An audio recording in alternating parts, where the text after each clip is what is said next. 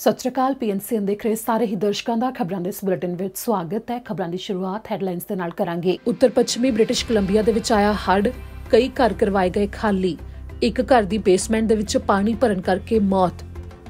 Justin Trudeau ਨੇ ਅੱਜ ਸਵੇਰੇ ਕਾਨਫਰੰਸ ਕੀਤੀ, ਜਿਨ੍ਹਾਂ ਦੇ ਵੱਲੋਂ ਦਿੱਤੀ ਗਈ ਅਹਿਮ ਜਾਣਕਾਰੀ ਦੇ ਬਾਰੇ ਦੱਸਾਂਗੇ ਤੇ ਨਾਲ ਹੀ ਦਵਾਂਗੇ ਜਾਣਕਾਰੀ ਕਿ ਉਹ ਅਗਲੇ ਹਫ਼ਤੇ ਕੈਨੇਡਾ ਤੋਂ ਬਾਹਰ ਜਾ ਰਹੇ ਨੇ, ਜਿਨ੍ਹਾਂ ਵੱਲੋਂ ਵਾਪਸ ਆ ਕੇ ਕੀਤਾ ਜਾਵੇਗਾ ਹੋਟਲ 'ਚ ਕੁਆਰੰਟੀਨ। ਕੈਨੇਡਾ ਸਰਕਾਰ ਦੇ ਵੱਲੋਂ ਐਲਾਨ, ਇਸ ਸਾਲ ਦੇ ਵਿੱਚ ਲਗਾਏ ਜਾਣਗੇ ਨਵੇਂ 30 ਮਿਲੀਅਨ ਬੂਟੇ। ਭਾਰਤ ਵਿੱਚ ਅਜੇ ਵੀ ਬੰਦ ਨੇ ਵੀਜ਼ਾ ਐਪਲੀਕੇਸ਼ਨ ਸੈਂਟਰ, ਫਾਈਲਾਂ ਦਾ ਕੰਮ ਰੁਕੇ ਹੋਣ ਸੰਬੰਧੀ ਇਸ ਸਮੇਂ ਚੱਲ ਰਹੀ ਪ੍ਰਕਿਰਿਆ ਦੇ ਬਾਰੇ ਦੱਸਾਂਗੇ। ਬਰਨਬੀ ਵਿੱਚ ਸਕੂਲ ਬੱਸ ਦੇ ਨਾਲ 20 ਸਾਲਾ ਨੌਜਵਾਨ ਨੇ ਮਾਰੀ ਗੱਡੀ, ਜੋ ਨਸ਼ੇ ਦੇ ਵਿੱਚ ਸੀ ਧੁੱਤ। ਐਲਬਰਟਾ ਤੋਂ ਇੱਕ ਵੀਡੀਓ ਆਈ ਸਾਹਮਣੇ, ਸੜਕ ਦੇ ਉੱਤੇ ਲੜ ਰਹੇ ਦੋ ਡਰਾਈਵਰਾਂ ਨੇ ਜਾਣ-ਬੁੱਝ ਕੇ ਇੱਕ ਦੂਜੇ ਦੇ ਨਾਲ ਮਾਰੀਆਂ ਗੱਡੀਆਂ। ਇਸ ਨਾਲ ਹੀ ਬੁਲੇਟਿਨ ਦੀ ਸ਼ੁਰੂਆਤ ਕਰਦੇ ਹਾਂ। ਬ੍ਰਿਟਿਸ਼ ਕੋਲੰਬੀਆ ਦੇ ਉੱਤਰ ਪੱਛਮੀ ਹਿੱਸੇ ਦੇ ਵਿੱਚ ਕਈ ਥਾਵਾਂ ਦੇ ਵਾਸਤੇ ਵਾਰਨਿੰਗ ਜਾਰੀ ਕੀਤੀ ਗਈ ਹੈ। ਚੇਤਾਵਨੀ ਜਾਰੀ ਕਰਦੇ ਹੋਏ ਕਈ ਥਾਵਾਂ ਦੇ ਉੱਤੇ ਤਾਂ ਘਰ ਵੀ ਖਾਲੀ ਕਰਵਾ ਲਏ ਗਏ ਨੇ ਤੇ ਇਸ ਦੇ ਨਾਲ ਹੀ ਇੱਕ ਘਰ ਦੀ ਬੇਸਮੈਂਟ ਦੇ ਵਿੱਚ ਤਾਂ ਹੜ੍ਹ ਦੇ ਕਰਕੇ ਪਾਣੀ ਭਰਿਆ ਤੇ ਉੱਥੇ ਇੱਕ ਮੌਤ ਦਾ ਮਾਮਲਾ ਵੀ ਸਾਹਮਣੇ ਆਇਆ। ਬ੍ਰਿਟਿਸ਼ ਕੋਲੰਬੀਆ ਦੇ ਉੱਤਰ ਪੱਛਮੀ ਹਿੱਸੇ ਦੇ ਵਿੱਚ ਹੜ੍ਹ ਆ ਗਏ ਨੇ, ਜਿਸ ਨੂੰ ਲੈ ਕੇ ਚੇਤਾਵਨੀ ਦਿੱਤੀ ਗਈ ਹੈ ਤੇ ਕਈ ਘਰਾਂ ਨੂੰ ਖਾਲੀ ਕਰਵਾਇਆ ਗਿਆ ਹੈ। ਉਸ ਹਿੱਸੇ ਦੇ ਵਿੱਚ ਸਕੀਨਾ ਨਦੀ ਦੇ ਵਿੱਚ ਪਾਣੀ ਕਾਫੀ ਜ਼ਿਆਦਾ ਵੱਧ ਗਿਆ ਹੜ੍ਹ ਦੇ ਕਰਕੇ, ਜਿਸ ਤੋਂ ਬਾਅਦ ਰੀਜਨਲ ਡਿਸਟ੍ਰਿਕਟ ਆਫ ਕਿਟੀਮੈਟ ਦੇ ਵੱਲੋਂ ਜਾਣਕਾਰੀ ਦਿੱਤੀ ਗਈ ਹੈ ਕਿ ਉੱਥੇ ਸਟੇਟ ਦੇ ਵਿੱਚ ਉਹਨਾਂ ਨੇ ਐਮਰਜੈਂਸੀ ਦਾ ਐਲਾਨ ਕਰ ਦਿੱਤਾ ਹੈ, ਜਿਸ ਤੋਂ ਬਾਅਦ ਨਿਊ ਰੈਮੋ ਦੇ ਵਿੱਚ ਤਾਂ ਸਾਰੇ ਹੀ ਘਰ ਖਾਲੀ ਕਰਨ ਨੂੰ ਕਹਿ ਦਿੱਤਾ ਗਿਆ ਤੇ ਓਲਡ ਰੈਮੋ ਦੇ ਵਿੱਚ ਵੀ ਸਾਰਿਆਂ ਨੂੰ ਕਹਿ ਦਿੱਤਾ ਗਿਆ ਕਿ ਆਪਣੇ ਘਰ ਤੁਰੰਤ ਖਾਲੀ ਕਰ ਦਿੱਤੇ ਜਾਣ। ਸ਼ੁੱਕਰਵਾਰ ਦੀ ਦੁਪਹਿਰ ਨੂੰ ਡੱਚ ਵੈਲੀ ਦੇ ਵਿੱਚ ਪਹਿਲਾਂ ਤਾਂ ਖਾਲੀ ਕਰਨ ਦੇ ਵਾਸਤੇ ਘਰਾਂ ਨੂੰ ਸਿਰਫ ਅਲਰਟ ਜਾਰੀ ਕੀਤਾ ਗਿਆ ਸੀ, ਜਿਸ ਤੋਂ ਬਾਅਦ ਤੁਰੰਤ ਕਹਿ ਦਿੱਤਾ ਗਿਆ ਕਿ ਉਸੇ ਸਮੇਂ ਘਰਾਂ ਨੂੰ ਖਾਲੀ ਕਰਕੇ ਉੱਥੋਂ ਜਾਇਆ ਜਾਵੇ। ਜਿਸ ਤੋਂ ਬਾਅਦ ਆਰਸੀਐਮਪੀ ਨੇ ਵੀ ਜਾਣਕਾਰੀ ਦਿੱਤੀ ਹੈ ਕਿ ਇੱਕ 73 ਸਾਲਾ ਬਜ਼ੁਰਗ ਵਿਅਕਤੀ ਘਰ ਦੀ ਬੇਸਮੈਂਟ ਦੇ ਵਿੱਚ ਮ੍ਰਿਤਕ ਉਹਨਾਂ ਨੂੰ ਮਿਲਿਆ। ਨਿਊ ਰੈਮੋ ਦਾ ਇਹ ਮਾਮਲਾ ਹੈ, ਜੋ ਕਿ 6700 ਬਲਾਕ ਤੇ ਕਿਲਬੀ ਰੋਡ ਦੇ ਨੇੜੇ ਉਹਨਾਂ ਨੂੰ ਇੱਕ ਘਰ ਦੇ ਵਿੱਚ ਬਜ਼ੁਰਗ ਦੀ ਦੇਹ ਮਿਲੀ। ਦਰਅਸਲ ਉਸ ਘਰ ਦੀ ਬੇਸਮੈਂਟ ਦੇ ਵਿੱਚ ਪੂਰੀ ਤਰ੍ਹਾਂ ਪਾਣੀ ਭਰ ਗਿਆ ਸੀ ਤੇ ਪੁਲਿਸ ਦਾ ਮੰਨਣਾ ਹੈ ਕਿ ਉਸ ਪਾਣੀ ਭਰਨ ਦੇ ਕਾਰਨ ਹੀ ਉਸ ਬਜ਼ੁਰਗ ਦੀ ਜਾਨ ਚਲੀ ਗਈ। ਜਿਸ ਤੋਂ ਬਾਅਦ ਬ੍ਰਿਟਿਸ਼ ਕੋਲੰਬੀਆ ਦੇ ਰਿਵਰ ਫੋਰਕਾਸਟ ਸੈਂਟਰ ਦੇ ਵੱਲੋਂ ਹੜ੍ਹ ਦੀ ਚੇਤਾਵਨੀ ਕਾਫੀ ਖੇਤਰਾਂ ਦੇ ਵਿੱਚ ਦਿੱਤੀ ਗਈ ਹੈ ਤੇ ਹੜ੍ਹ ਦੇ ਕਰਕੇ 44 ਕਿਲੋਮੀਟਰ ਤੱਕ ਹਾਈਵੇ 113 ਨੂੰ ਵੀ ਬੰਦ ਕੀਤਾ ਗਿਆ, ਜੋ ਕਿ ਸਪਰੂਸ ਡਰਾਈਵ ਤੇ ਨੈਸਟ ਰੋਡ ਦੇ ਵਿਚਾਲੇ ਉਸ ਹਾਈਵੇ ਨੂੰ ਬੰਦ ਕੀਤਾ ਗਿਆ। ਇਸ ਦੌਰਾਨ ਕਈ ਥਾਵਾਂ ਦੇ ਉੱਤੇ ਭਾਰੀ ਮੀਂਹ ਪੈਣ ਦੀ ਵੀ ਚੇਤਾਵਨੀ ਦਿੱਤੀ ਗਈ ਹੈ। ਜਿਵੇਂ ਕਿ ਵੱਖੋ-ਵੱਖਰੇ ਹਿੱਸਿਆਂ ਦੇ ਵਿੱਚ ਚੇਤਾਵਨੀ ਜਾਰੀ ਕੀਤੀ ਗਈ, ਤਾਂ ਇਸ ਦੇ ਨਾਲ ਹੀ ਪ੍ਰਿੰਸ ਜਾਰਜ ਦੇ ਵਿੱਚ ਵੀ ਨਦੀ ਦੇ ਦੁਆਲੇ ਚੇਤਾਵਨੀ ਜਾਰੀ ਕੀਤੀ ਗਈ ਹੈ ਤੇ ਜੋ ਹੁਣ ਤੁਸੀਂ ਸਕਰੀਨ ਦੇ ਉੱਤੇ ਤਸਵੀਰ ਦੇਖ ਰਹੇ ਹੋ, ਇਹ ਵਿਭਾਗ ਨੇ ਸਾਂਝੀ ਕੀਤੀ ਹੈ, ਜਿਸ ਦੇ ਵਿੱਚ ਦੱਸਿਆ ਗਿਆ ਕਿ ਨਦੀ ਦੇ ਦੁਆਲੇ ਕਿੰਨਾ ਕੁ ਖੇਤਰ ਹੈ ਜਿੱਥੇ ਘਰਾਂ ਨੂੰ ਖਾਲੀ ਕਰਨ ਦੇ ਲਈ ਕਹਿ ਦਿੱਤਾ ਗਿਆ ਹੈ। ਹੜ੍ਹ ਦੇ ਜੋ ਹਾਲਾਤ ਬਣੇ ਹੋਏ ਨੇ, ਉਸ ਵਿੱਚ ਨੁਕਸਾਨ ਵੀ ਕਾਫੀ ਹੋ ਰਿਹਾ ਹੈ ਤੇ ਇਸ ਦੇ ਉੱਤੇ ਜੇਕਰ ਕੋਈ ਹੋਰ ਅਪਡੇਟ ਆਵੇਗੀ ਤਾਂ ਤੁਹਾਨੂੰ ਦੱਸਾਂਗੇ। ਇਸ ਨਾਲ ਹੀ ਹੁਣ ਅਗਲੀ ਖਬਰ ਦੇ ਵੱਲ ਰੁਖ ਕਰਦੇ ਹਾਂ। ਅੱਗੇ ਕਿ ਪ੍ਰਧਾਨ ਮੰਤਰੀ ਜਸਟਿਨ ਟਰੂਡੋ ਨੇ ਅੱਜ ਸਵੇਰੇ ਜਦੋਂ ਪ੍ਰੈਸ ਕਾਨਫਰੰਸ ਕੀਤੀ ਸੀ ਤਾਂ ਵੱਖੋ-ਵੱਖਰੇ ਮੁੱਦਿਆਂ ਦੇ ਉੱਤੇ ਜਾਣਕਾਰੀ ਤਾਂ ਦਿੱਤੀ ਹੀ ਤੇ ਨਾਲ ਹੀ ਕੈਥੋਲਿਕ ਚਰਚ ਨੇ ਜੋ ਉਹਨਾਂ ਨੇ ਜ਼ਿੰਮੇਵਾਰੀ ਨਹੀਂ ਲਈ ਰੈਜ਼ੀਡੈਂਸ਼ੀਅਲ ਸਕੂਲਾਂ ਦੇ ਵਿੱਚ ਮੂਲ ਨਿਵਾਸੀਆਂ ਦੇ ਬੱਚਿਆਂ ਦੇ ਨਾਲ ਹੋਏ ਵਤੀਰੇ ਦੇ ਬਾਰੇ, ਉਸ ਦੇ ਉੱਤੇ ਪ੍ਰਧਾਨ ਮੰਤਰੀ ਨੇ ਨਿਰਾਸ਼ਾ ਦਾ ਪ੍ਰਗਟਾਵਾ ਕੀਤਾ। ਪ੍ਰਧਾਨ ਮੰਤਰੀ ਜਸਟਿਨ ਟਰੂਡੋ ਨੇ ਜਦੋਂ ਸ਼ੁੱਕਰਵਾਰ ਨੂੰ ਸਵੇਰੇ ਪ੍ਰੈਸ ਕਾਨਫਰੰਸ ਕੀਤੀ ਤਾਂ ਉਹਨਾਂ ਨੇ ਉਸ ਮੌਕੇ ਇਹ ਗੱਲ ਵੀ ਕਹੀ ਕਿ ਕੈਥੋਲਿਕ ਚਰਚ ਨੇ ਜੋ ਉਹਨਾਂ ਨੂੰ ਅੱਗੇ ਆਉਣਾ ਚਾਹੀਦਾ ਹੈ ਤੇ ਜ਼ਿੰਮੇਵਾਰੀ ਲੈਣੀ ਚਾਹੀਦੀ ਹੈ ਕਿ ਕੈਨੇਡਾ ਦੇ ਰੈਜ਼ੀਡੈਂਸ਼ੀਅਲ ਸਕੂਲ ਸਿਸਟਮ ਦੇ ਵਿੱਚ ਜੋ ਉਹਨਾਂ ਦਾ ਰੋਲ ਰਿਹਾ ਹੈ। ਦਰਅਸਲ ਜੋ ਕੈਨੇਡਾ ਵਿੱਚ ਰੈਜ਼ੀਡੈਂਸ਼ੀਅਲ ਸਕੂਲ ਸਨ, ਜਿਨ੍ਹਾਂ ਦੇ ਵਿੱਚ ਮੂਲ ਨਿਵਾਸੀਆਂ ਦੇ ਬੱਚਿਆਂ ਨੂੰ ਜਬਰੀ ਲਿਜਾਇਆ ਜਾਂਦਾ ਸੀ ਤੇ ਉੱਥੇ ਹੀ ਰੱਖਿਆ ਜਾਂਦਾ ਸੀ ਤੇ ਉਹਨਾਂ ਨੂੰ ਉਹਨਾਂ ਦੇ ਸੱਭਿਆਚਾਰ ਤੋਂ ਦੂਰ ਕਰਨ ਦੀ ਕੋਸ਼ਿਸ਼ ਕੀਤੀ ਜਾਂਦੀ ਸੀ, ਤਾਂ ਉਸ ਮੌਕੇ ਇਸ ਦੇ ਵਿੱਚ ਜ਼ਿਆਦਾ ਰੋਲ ਕੈਥੋਲਿਕ ਚਰਚ ਸਨ, ਉਹਨਾਂ ਦਾ ਵੀ ਹੁੰਦਾ ਸੀ। ਜਸਟਿਨ ਟਰੂਡੋ ਨੇ ਕਿਹਾ ਕਿ ਉਹ ਵੀ ਕੈਥੋਲਿਕ ਨੇ ਤੇ ਉਹ ਇਸ ਗੱਲ ਦੇ ਨਾਲ ਕਾਫੀ ਜ਼ਿਆਦਾ ਨਿਰਾਸ਼ ਨੇ ਕਿ ਜੋ ਚਰਚ ਹੁਣ ਵੀ ਇਸ ਸੰਬੰਧੀ ਫੈਸਲੇ ਲੈ ਰਹੀ ਹੈ, ਉਹ ਪਿਛਲੇ ਕਈ ਸਾਲ ਪਹਿਲਾਂ ਲਏ ਜਾਣੇ ਚਾਹੀਦੇ ਸਨ। ਜਿਨ੍ਹਾਂ ਨੇ ਇਹ ਵੀ ਕਿਹਾ ਕਿ ਨਿੱਜੀ ਤੌਰ ਦੇ ਉੱਤੇ ਉਹਨਾਂ ਨੇ ਸਾਲ 2017 ਵਿੱਚ ਪੋਪ ਨੂੰ ਵੀ ਕਿਹਾ ਸੀ ਕਿ ਇਸ ਸੰਬੰਧੀ ਮਾਫੀ ਮੰਗੀ ਜਾਣੀ ਚਾਹੀਦੀ ਹੈ, ਜਿਸ ਬਾਰੇ ਪ੍ਰਧਾਨ ਮੰਤਰੀ ਜਸਟਿਨ ਟਰੂਡੋ ਨੇ ਉਸ ਗੱਲ ਨੂੰ ਵੀ ਸਮਰਥਨ ਦਿੱਤਾ ਹੈ ਕਿ ਜੋ ਸਕੂਲ ਦੇ ਰਿਕਾਰਡ ਨੇ ਉਹਨਾਂ ਦੇ ਬਾਰੇ ਜਾਣਕਾਰੀ ਮੰਗੀ ਜਾ ਰਹੀ ਹੈ, ਜੋ ਕੈਥੋਲਿਕ ਚਰਚ ਨੇ ਉਹਨਾਂ ਦੇ ਕੋਲ ਇਸ ਦੇ ਬਾਰੇ ਜਾਣਕਾਰੀ ਹੈ। As a Catholic, I am deeply disappointed by the position that the Catholic Church has taken now and over the past many years. When I went to the Vatican a number of years ago, I directly asked His Holiness Pope Francis to move forward on apologizing, on asking for forgiveness, on restitution, on making these records available. And we're still seeing resistance from the church, possibly from the church in Canada. ਇਸ ਨਾਲ ਹੀ ਅਗਲੀ ਖਬਰ ਹੈ ਕਿ ਜਿਵੇਂ 2019 ਸਾਲ ਦੇ ਵਿੱਚ ਲਿਬਰਲ ਪਾਰਟੀ ਦੇ ਵੱਲੋਂ ਵਾਅਦਾ ਕੀਤਾ ਗਿਆ ਸੀ ਜਦੋਂ ਚੋਣ ਮੁਹਿੰਮ ਸੀ ਕਿ ਅਗਲੇ 10 ਸਾਲ ਤੱਕ 2 ਬਿਲੀਅਨ ਦੇ ਕਰੀਬ ਦਰਖਤ ਲਗਾਏ ਜਾਣਗੇ ਕੈਨੇਡਾ ਭਰ ਦੇ ਵਿੱਚ, ਤਾਂ ਇਸੇ ਟੀਚੇ ਨੂੰ ਪੂਰਾ ਕਰਨ ਦੇ ਵਾਸਤੇ ਹੁਣ ਐਲਾਨ ਕੀਤਾ ਗਿਆ ਹੈ ਕਿ ਇਸ ਸਾਲ ਦੇ ਵਿੱਚ 30 ਮਿਲੀਅਨ ਦਰਖਤ ਲਗਾਏ ਜਾਣਗੇ। ਨੈਚੁਰਲ ਰਿਸੋਰਸਿਸ ਤੋਂ ਜੋ ਵਿਭਾਗ ਹੈ ਉਹਨਾਂ ਦੇ ਵੱਲੋਂ ਇੱਥੇ ਜਾਣਕਾਰੀ ਦਿੱਤੀ ਗਈ ਹੈ ਤੇ ਨਾਲ ਹੀ ਕੈਨੇਡਾ ਸਰਕਾਰ ਨੇ ਇਸ ਵਿੱਚ ਜਾਣਕਾਰੀ ਦਿੰਦੇ ਹੋਏ ਦੱਸਿਆ ਕਿ ਜੋ ਇਸ ਦੇ ਵਾਸਤੇ $3 ਬਿਲੀਅਨ ਤੱਕ ਦਾ ਫੰਡ ਹੈ ਉਸ ਦੇ ਨਾਲ ਮਦਦ ਦਿੱਤੀ ਜਾਵੇਗੀ ਅਜਿਹੀਆਂ ਸੰਸਥਾਵਾਂ ਨੂੰ ਜੋ ਕਿ ਅੱਗੇ ਬੂਟੇ ਲਗਾਉਣ ਦਾ ਕੰਮ ਕਰਨਗੀਆਂ। ਤੇ ਇਸ ਦੇ ਬਾਰੇ ਜੋ ਕੈਨੇਡਾ ਸਰਕਾਰ ਨੇ ਐਲਾਨ ਕੀਤਾ ਹੈ ਵਾਤਾਵਰਣ ਨੂੰ ਧਿਆਨ ਵਿੱਚ ਰੱਖਦੇ ਹੋਏ ਕੁਝ ਇਸ ਤਰ੍ਹਾਂ ਬੂਟੇ ਲਗਾਉਣ ਦੇ ਵਾਸਤੇ ਇਹ ਕੋਸ਼ਿਸ਼ ਕੀਤੀ ਜਾਵੇਗੀ ਜਿਸ ਦੇ ਨਾਲ ਕਲਾਈਮੇਟ ਚੇਂਜ ਦੇ ਕਰਕੇ ਜੋ ਪ੍ਰਭਾਵ ਪੈ ਰਿਹਾ ਹੈ ਉਸ ਨੂੰ ਘੱਟ ਕਰਨ ਦੇ ਵਿੱਚ ਇਹ ਇੱਕ ਯੋਗਦਾਨ ਹੋਵੇਗਾ। ਅਗਲੀ ਖਬਰ ਹੈ ਕਿ ਪ੍ਰਧਾਨ ਮੰਤਰੀ ਜਸਟਿਨ ਟਰੂਡੋ ਯੂਕੇ ਦੇ ਵਿੱਚ G7 ਲੀਡਰ ਜੋ ਇਕੱਠੇ ਹੋ ਰਹੇ ਨੇ, ਬੈਠਕ ਹੋ ਰਹੀ ਹੈ ਲੰਡਨ 'ਚ, ਉੱਥੇ ਜਾਣਗੇ। ਅਗਲੇ ਹਫ਼ਤੇ ਪ੍ਰਧਾਨ ਮੰਤਰੀ ਦਫ਼ਤਰ ਤੋਂ ਇਹ ਜਾਣਕਾਰੀ ਦਿੱਤੀ ਗਈ ਹੈ ਕਿ ਉਹ ਉੱਥੇ ਜਾ ਰਹੇ ਨੇ। ਇੰਗਲੈਂਡ ਦੇ ਵਿੱਚ ਇਹ ਬੈਠਕ ਹੋਵੇਗੀ ਜਿੱਥੇ ਕਿ 11 ਜੂਨ ਤੋਂ 13 ਜੂਨ ਤੱਕ ਇਸ ਬੈਠਕ ਦੇ ਹੋਣ ਦੇ ਬਾਰੇ ਜਾਣਕਾਰੀ ਦਿੱਤੀ ਗਈ ਹੈ ਜਿੱਥੇ ਕਿ ਵਿੱਤ ਮੰਤਰੀ ਕ੍ਰਿਸਟੀਆ ਫਰੀਲੈਂਡ ਵੀ ਜਾਣਗੇ। ਇਸ ਦੌਰਾਨ ਜਿਵੇਂ ਕਿ ਪ੍ਰਧਾਨ ਮੰਤਰੀ ਜਸਟਿਨ ਟਰੂਡੋ ਇਕੱਲੇ ਨਹੀਂ ਜਾ ਰਹੇ, ਉਹਨਾਂ ਦੇ ਨਾਲ ਕਾਫੀ ਵੱਡੀ ਟੀਮ ਜਾ ਰਹੀ ਹੈ, ਤਾਂ ਫਿਰ ਇਸ ਮੌਕੇ PCR ਟੈਸਟ ਵੀ ਕੀਤਾ ਜਾਵੇਗਾ। ਜਦੋਂ ਕੈਨੇਡਾ ਦੇ ਵਿੱਚ ਵਾਪਸ ਵੀ ਆਉਣਗੇ ਤਾਂ ਉਸ ਮੌਕੇ ਵੀ ਟੈਸਟ ਹੋਵੇਗਾ ਤੇ ਹੋਟਲ 'ਚ ਕੁਆਰੰਟਾਈਨ ਵੀ ਕੀਤਾ ਜਾਵੇਗਾ। ਤਾਂ ਇਸ ਮੌਕੇ ਵੀ ਜਾਣਕਾਰੀ ਦਿੱਤੀ ਗਈ ਹੈ ਕਿ ਆਟਵਾ ਦੇ ਵਿੱਚ ਹੀ ਪ੍ਰਧਾਨ ਮੰਤਰੀ ਜਸਟਿਨ ਟਰੂਡੋ ਤੇ ਉਹਨਾਂ ਦੀ ਟੀਮ ਦੇ ਵਾਸਤੇ ਹੋਟਲ ਕੁਆਰੰਟਾਈਨ ਦਾ ਇੰਤਜ਼ਾਮ ਕੀਤਾ ਜਾ ਰਿਹਾ ਹੈ ਤਾਂ ਕਿ ਜਦੋਂ ਉਹ ਇੰਗਲੈਂਡ ਦੇ ਵਿੱਚ ਜਾ ਕੇ ਬੈਠਕ ਤੋਂ ਬਾਅਦ ਵਾਪਸ ਪਰਤਣ ਤਾਂ ਉਸ ਮੌਕੇ ਹੋਟਲ ਕੁਆਰੰਟਾਈਨ ਕਰ ਸਕਣ ਉਦੋਂ ਤੱਕ ਜਦੋਂ ਤੱਕ ਉਹਨਾਂ ਦੇ ਕੋਵਿਡ-19 ਟੈਸਟ ਦੀ ਰਿਪੋਰਟ ਨਹੀਂ ਆ ਜਾਂਦੀ। ਯਾਨੀ ਕਿ ਪੂਰੀ ਟੀਮ ਨੂੰ ਉਸੇ ਤਰ੍ਹਾਂ ਹਦਾਇਤਾਂ ਦੀ ਪਾਲਣਾ ਕਰਨੀ ਪਵੇਗੀ ਜਿਵੇਂ ਕਿ ਹਰ ਇੰਟਰਨੈਸ਼ਨਲ ਯਾਤਰੀ ਕੈਨੇਡਾ ਦੇ ਵਿੱਚ ਆ ਕੇ ਇਸ ਸਮੇਂ ਕਰ ਰਿਹਾ ਹੈ।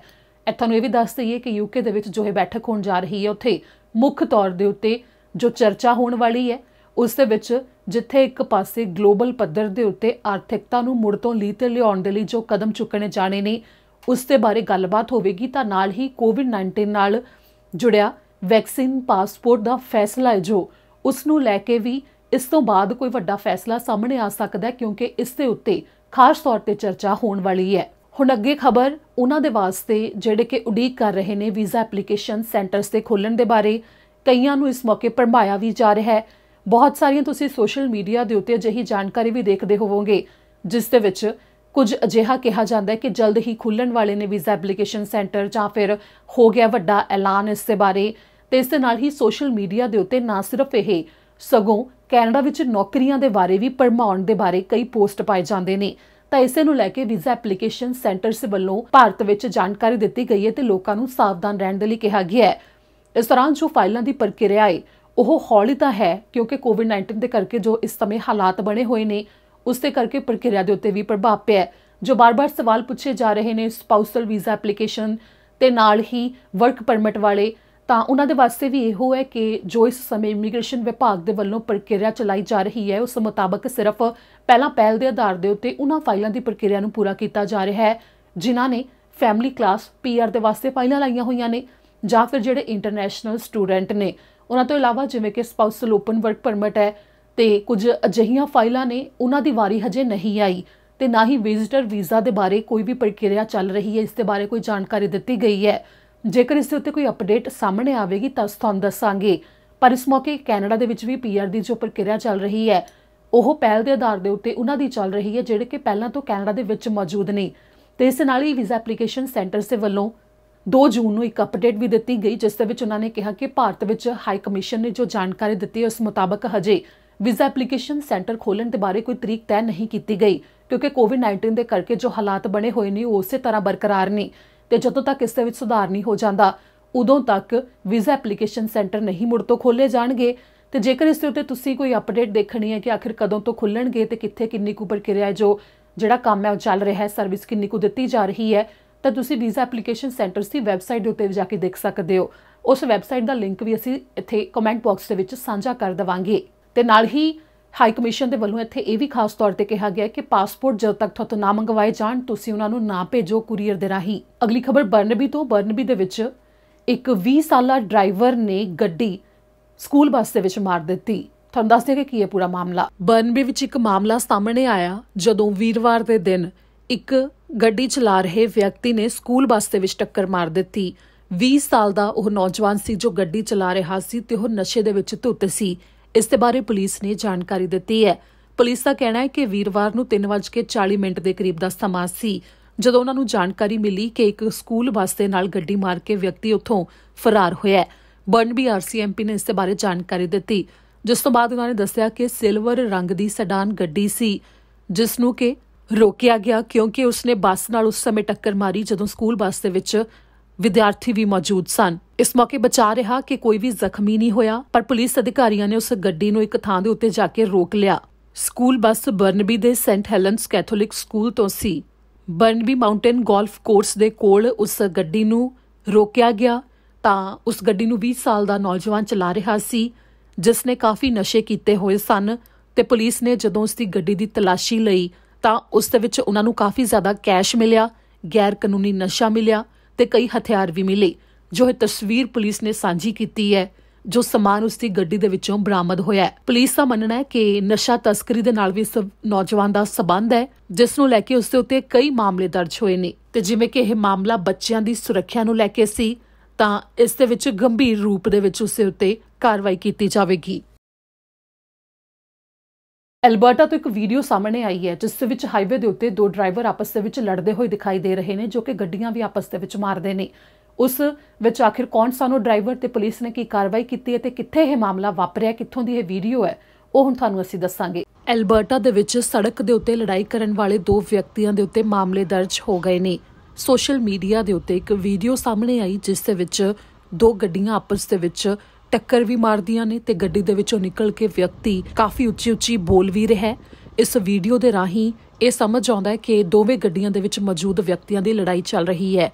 ਦਰਅਸਲ ਇਹ ਮਾਮਲਾ RCMP ਨੇ ਜਾਣਕਾਰੀ ਦਿੱਤੀ ਹੈ ਕਿ ਹਾਈਵੇ 60 ਤੇ ਹਾਈਵੇ 39 ਦੇ ਨੇੜੇ ਦਾ ਹੈ, ਜੋ ਕਿ ਵੀਰਵਾਰ ਨੂੰ ਦੁਪਹਿਰ 2:20 ਦੇ ਉੱਤੇ ਵਾਪਰਿਆ। ਜਿਸ ਤੋਂ ਬਾਅਦ ਜਦੋਂ ਦੋਵੇਂ ਗੱਡੀਆਂ ਦੀ ਟੱਕਰ ਹੋਈ ਦੋ ਵਾਰ ਤਾਂ ਡਰਾਈਵਰ ਦੋਵੇਂ ਗੱਡੀਆਂ ਦੇ ਵਿੱਚੋਂ ਬਾਹਰ ਵੀ ਨਿਕਲੇ ਤੇ ਉਸ ਸਮੇਂ ਵੀ ਉਹਨਾਂ ਦੀ ਲੜਾਈ ਚੱਲ ਰਹੀ ਸੀ, ਜਿਸ ਦੇ ਵਿੱਚ ਪੁਲਿਸ ਅਧਿਕਾਰੀਆਂ ਨੇ ਦੱਸਿਆ ਕਿ ਟ੍ਰੈਫਿਕ ਸੇਫਟੀ ਐਕਟ ਦੇ ਤਹਿਤ ਦੋਵਾਂ ਦੇ ਉੱਤੇ ਮਾਮਲੇ ਦਰਜ ਹੋ ਗਏ ਨੇ। ਇੱਕ ਦੀ ਉਮਰ 45 ਸਾਲ ਹੈ ਤਾਂ ਦੂਜੇ ਦੀ 59 ਸਾਲ ਹੈ।